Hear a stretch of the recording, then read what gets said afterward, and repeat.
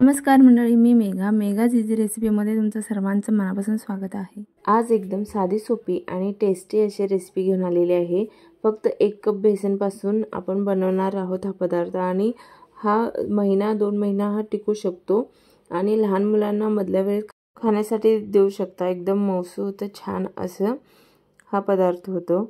तर मी तर 4 चमचे मैदा वापरलेला आहे। तर मैदा वापरणं ऑप्शनल आहे, तुम्ही इथं मैदा नाही वापरला तरी चालू शकतं। त्याच्यानंतर मी इथं 1 कप तूप घेतलेला आहे। तर आपण थोडं करून याच्यामध्ये तूप घालायचं आहे आणि मिक्स करून घ्यायचे आहेत। बेसनच्या गाठी होऊ द्यायच्या नाहीयेत। तर मी थोडं करून अर्धा कप तूप बेसनमध्ये व्यवस्थित मिक्स करून घेतलेले आहेत, गाठी ठेवायच्या नाहीत। त्यानंतर मी इथे एक जाड तळाची कढई घेतलेली आहे।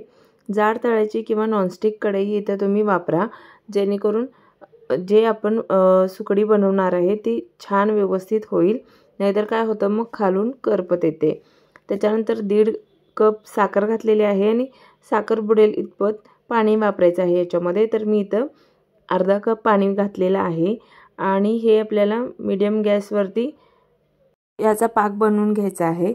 तर पाक एकतारी बनवायचा। पण एकतारी पाक बनवताना हे लक्षात ठेवायचं की तार येऊन पटकन तुटेल इतपतच ते पाक येऊ द्यायचा आणि गॅस बंद करायचा। कारण काय होतं की पाक पुढे गेला की मग जे ते पाक आहे तो कडक व्हायला सुरू होतो। त्याच्यानंतर जे आपण बेसन आणि तूप मिक्स करून ठेवलं होतं हे याच्यामध्ये मिक्स करायचं आणि आता गॅस मी चालू केलेला आहे, गॅस लो फ्लेमवरती ठेवलेला आहे। तर हे पूर्णपणे व्यवस्थित मिक्स करून घ्यायचं आहे। आता गॅस तुम्ही मीडियम फ्लेमवरती ठेवायचा आणि हे सतत मिक्स करत राहायचं आहे।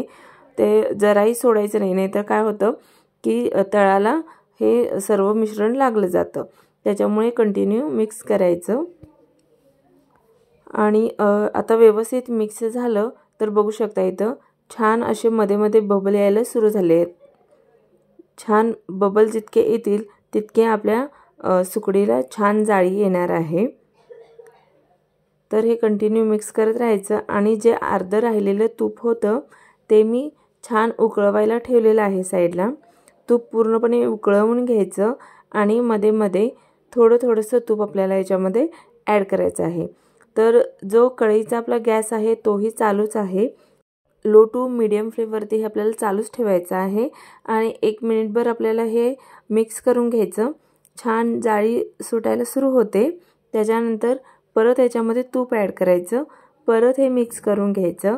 तर मी इथं कमीत कमी 4 वेळा सुरू झालेलं जे अर्धा कप तूप छान फोम थोडं करून याच्यामध्ये परतवायचं।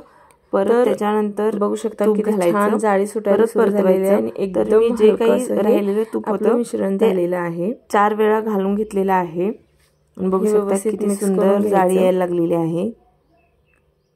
तर बघू शकता हे कंटिन्यू मिक्स करत आता हे आपलं तयार झालेलं आहे। गॅस बंद करायचा, कलर हलकासा लालसर यायला झाला की बंद करायचं। त्याच्यानंतर एका टीनमध्ये मी तूप लावून घेतलंय, त्याच्यामध्ये सर्व मिश्रण काढून घेतलं।